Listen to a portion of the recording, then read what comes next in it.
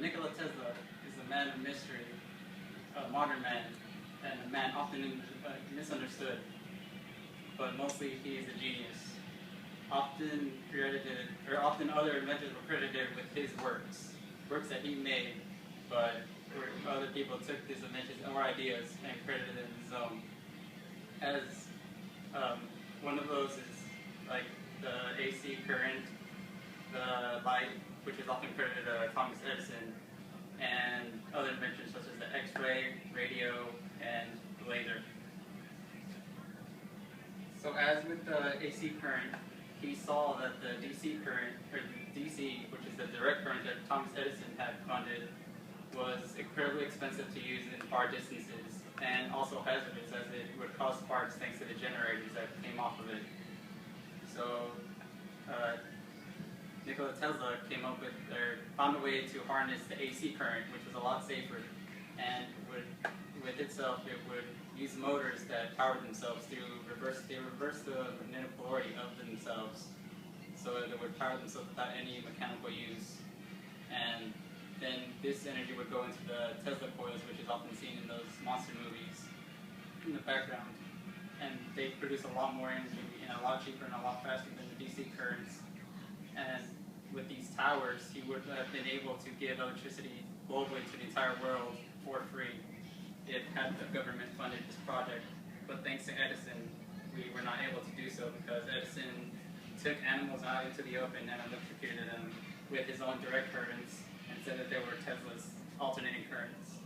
So once people saw that they were dying thanks to these direct currents that they thought were alternate currents, they did not want to fund the AC currents. So now we have to pay for our electricity, and some people don't even have electricity, thanks to Thomas Edison. Next, Nikola Tesla actually found light, or was able to harness light first before Thomas Edison, except Thomas Edison was the one that was able to market the idea of making light and using it. So Nikola Tesla found a way to compress the light into what was fluorescent light bulbs 40 years before they were actually invented, and he was able to distribute them to everyone in the neighborhood, everyone around. And by a way of bending them, he also was able to make the first neon signs. And finally, he was able to, with some certain innovations and ideas, he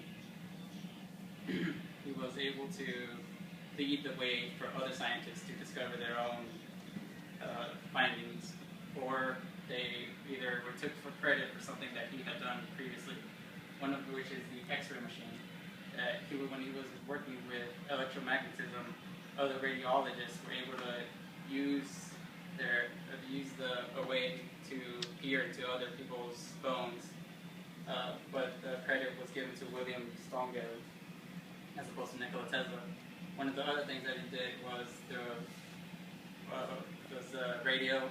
He sent a wireless communication from his house on Houston Street in New York to a boat on the Hudson River years before Blue Flame Marconi was able to actually create the radio. So Nikola Tesla was doing things before others actually found them, but he did not receive credit for them. But he did receive credit for creating the laser, which someone else supposedly took credit, but they found his earlier before his, so they were able to give Nikola credit for that. And also more humorously, he was also coming up with schematics to make a death ray for the military, which they did not fund, which was just a big laser that focused all the energy into a single point. So as you saw, Nikola Tesla was a genius of a man.